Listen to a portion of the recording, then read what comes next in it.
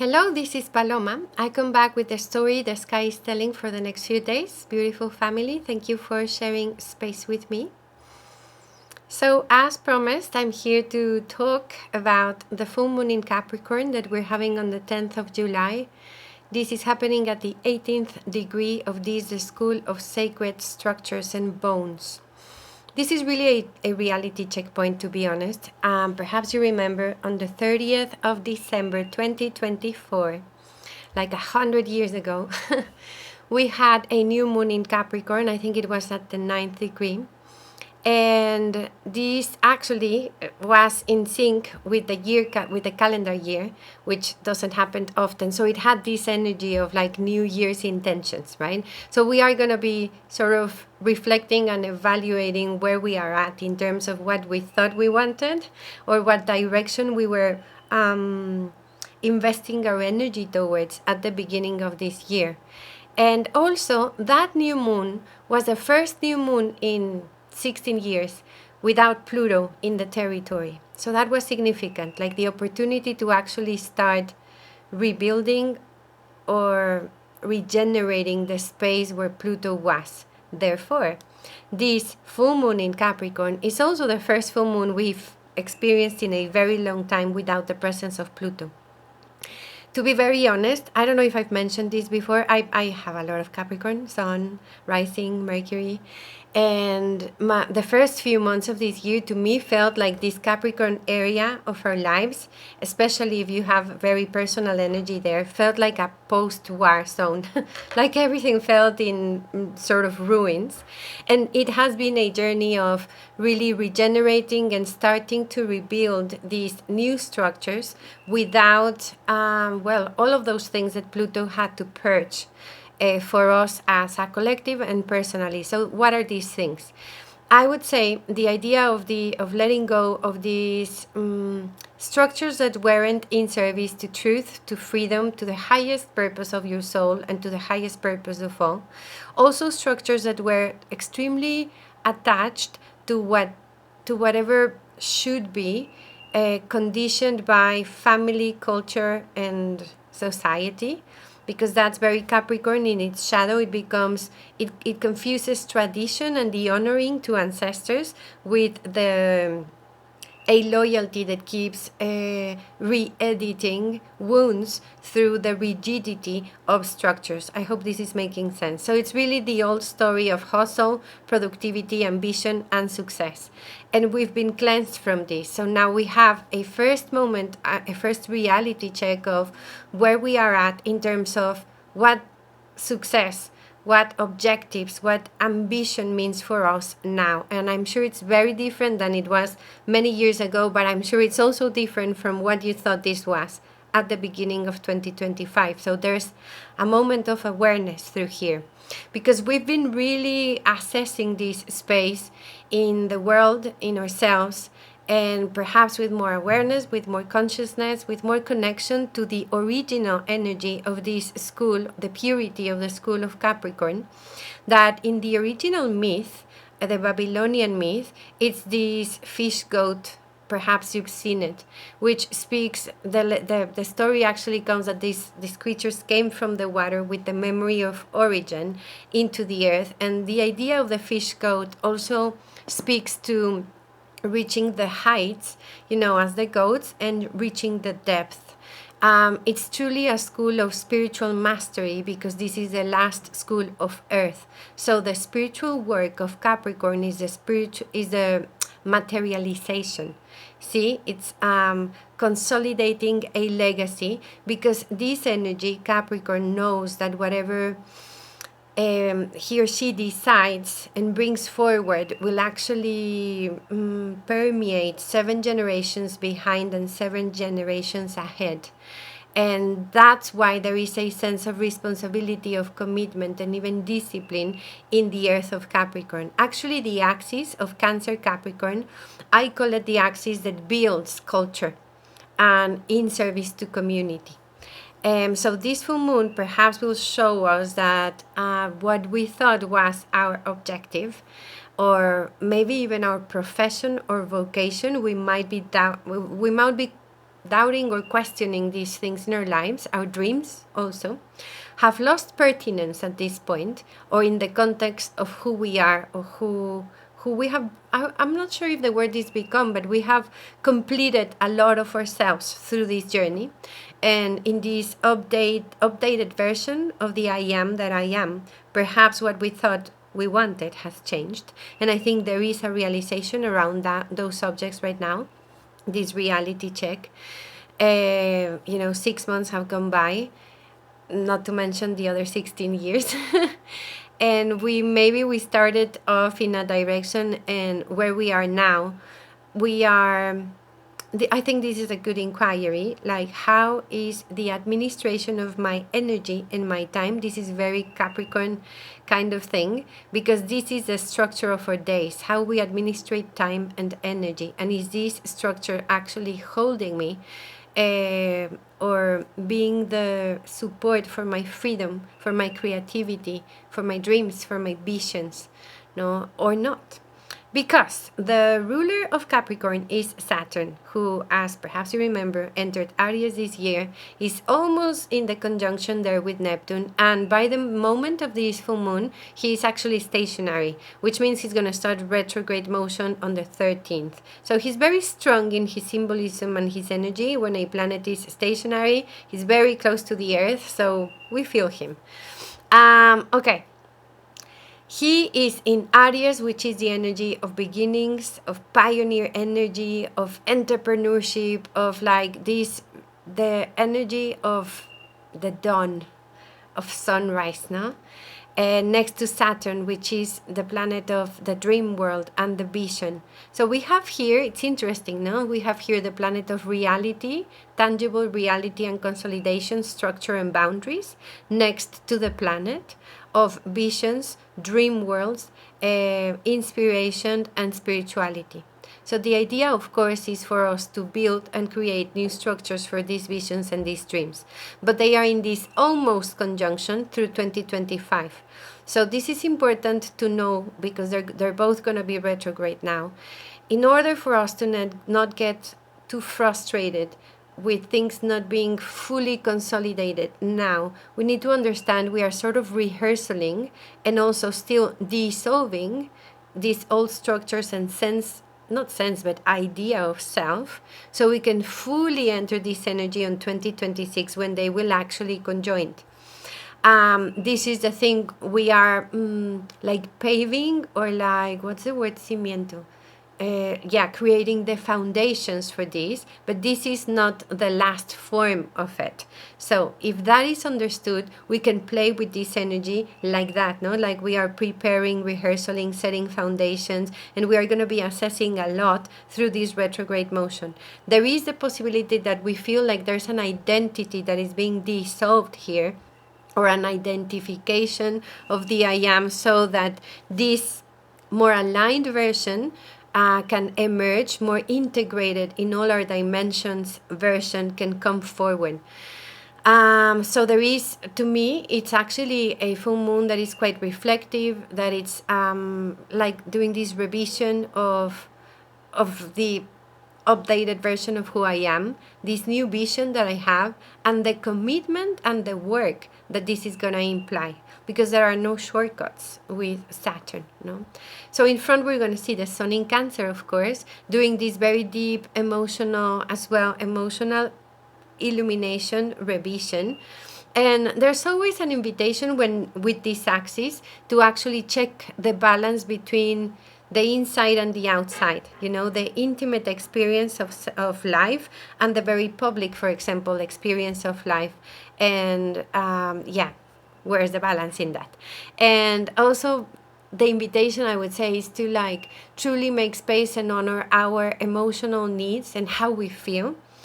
Through these self-nurturing practices, we do have Jupiter there amplifying this emotional realm, and also being aware that part of our commitment as humans here and now is to be a part of the building, the construction of this legacy through a vocation, or through a calling that is being heightened by the North Node in Pisces, I would say.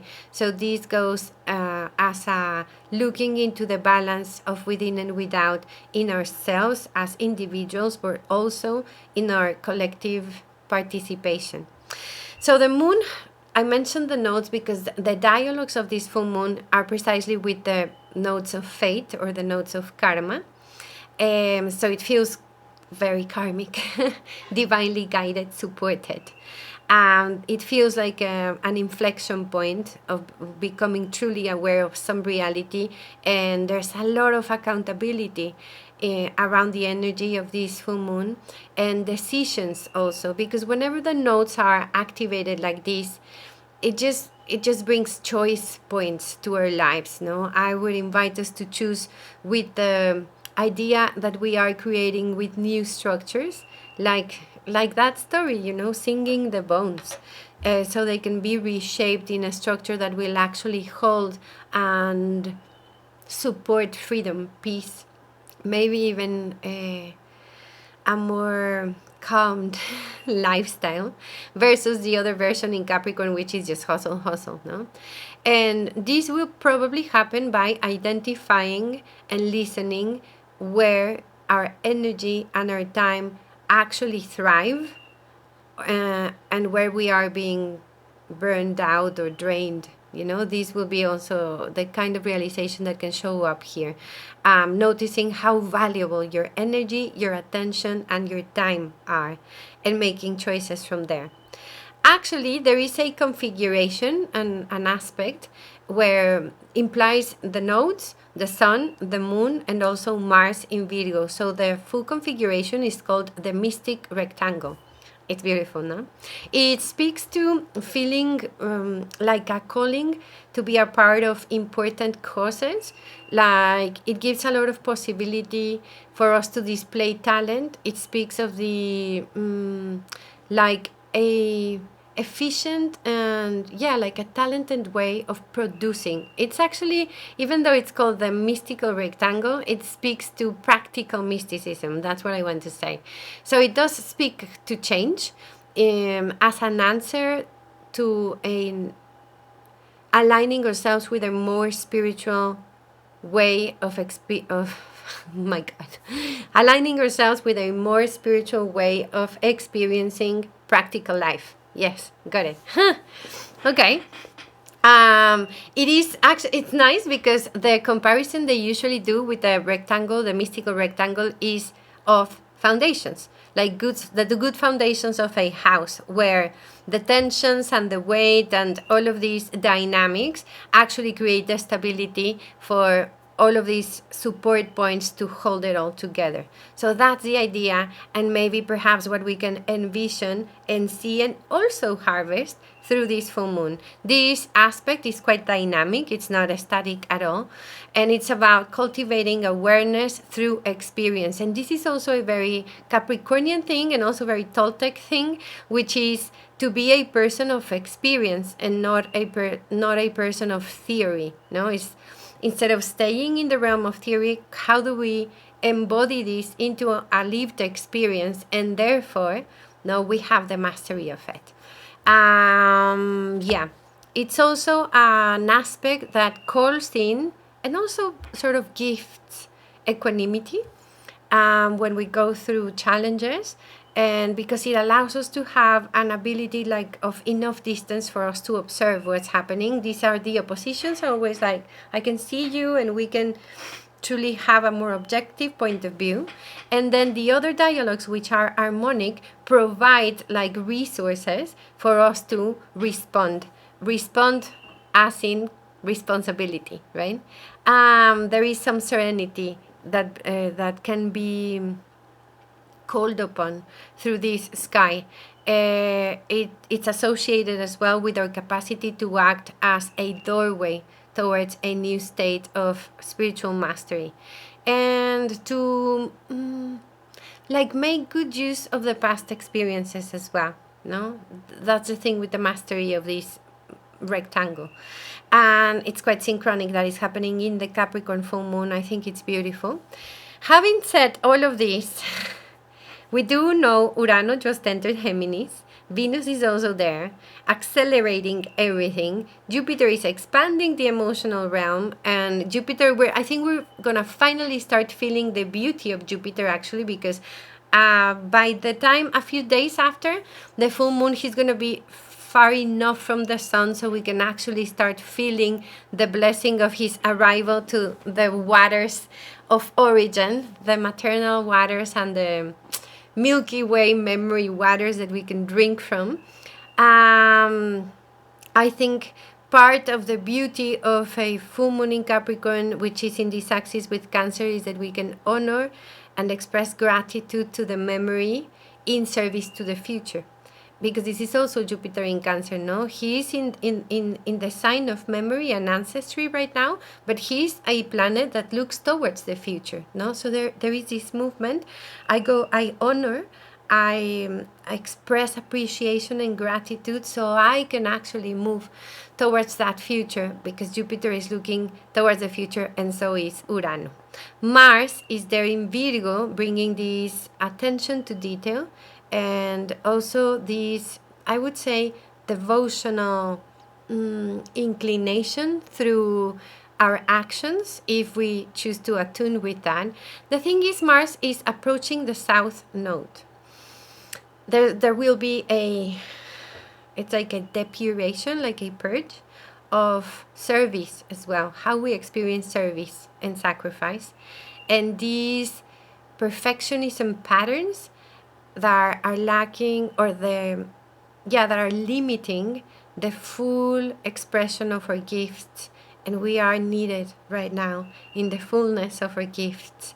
There's also going to be a strong, through the full moon and Mars going towards the south node, a strong calling us back into integrity wherever we are out of integrity.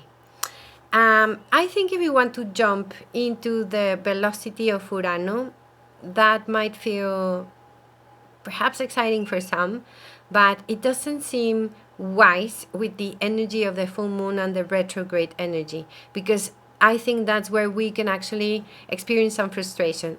Think about this. Mercury is the ruler of Gemini, where Urano is, right? Where Venus is as well. And Mercury is also the ruler of Virgo, where Mars is. And what's going on with Mercury? He's going to start his retrograde motion on the 18th. So he's going really slow already, right? So it's going to get a little, I don't know how it's going to get, but a little crazy when Mercury is going to be ruling all of these planets that want to go fast, the action planet, Venus, Urano, and he's in a retrograde motion, as well as Saturn, as well as Neptune, and later in the month, Chiron. So I would say it is a good moment to reflect, to download all of these ideas, and actually regulate our nervous systems through the extreme electricity, the high voltage of Urano. But as I said, I guess, in my last video, to also give ourselves the time to integrate, to meditate, and to have the vision of what really wants to come forward through us. Okay. Mercury retrogrades 3 times a year, so it's it's usually so loud and noisy, like Mercury is retrograde. It happens all the time, and the only reason why we suffer is because we are out of sync with the natural rhythms. It's actually a beautiful blessing and opportunity for us to cultivate authority in our own minds, a cleansing of our perception, bringing order into this mental realm, and to retrieve our energy and shift our perspective, and to keep the vision clear. So if we work with him from that point of view, it becomes like the most beautiful gift the sky gives us in terms of mental hygiene, and we need it. So yeah, while we have this big update and having Urano there as well, I would say we just require patience, contemplation, meditation, silence, enough silence so we can listen to spirit, so we can actually listen to this higher mind that is Urano, downloading these beautiful messages to awaken us and to be shared, I imagine, because we are all messengers of spirit. Okay, so it's a full moon to be responsible, be accountable, cultivate capacity to respond and to act, evaluate our structures, and with temperance, truly intuit where our service, our work wants to take us now, to trust that the how, that is more the Saturn kind of realm, will be conducted or guided with beauty by this, by the wisdom of silence, of the silence we can reach, and the action and the will of Mars, becoming aware that he will also require some adjustments and cleansing, so that he can make of his action beauty, of his legacy beauty, of our present tense a garden. This is a full moon with a Saturn retrograde, so lessons about constructing, creating, building new realities. A period to also reflect on the legacy of our ancestors and letting go also of, I would say, emotional baggage. It is a time of manifestation. There will be harvests here, a karmic connections as well, very activated by the nodes of Fate and Venus. And yeah, I would just say, even though it's Capricorn and then everything gets super serious in Capricorn, there is this lighter energy because of the air, the element air. So also allowing ourselves to be playful and light and loving and curious about what shows up, whilst we cultivate this accountability and this deep commitment to who we have come here to be. That seems like a good balance. Right, I think that's what I have. I wish for you a beautiful illumination, a harvest of the peace that we experience when we mature, when we grow up, and when we are in a very aware exercise of loving authority within ourselves. Blessings.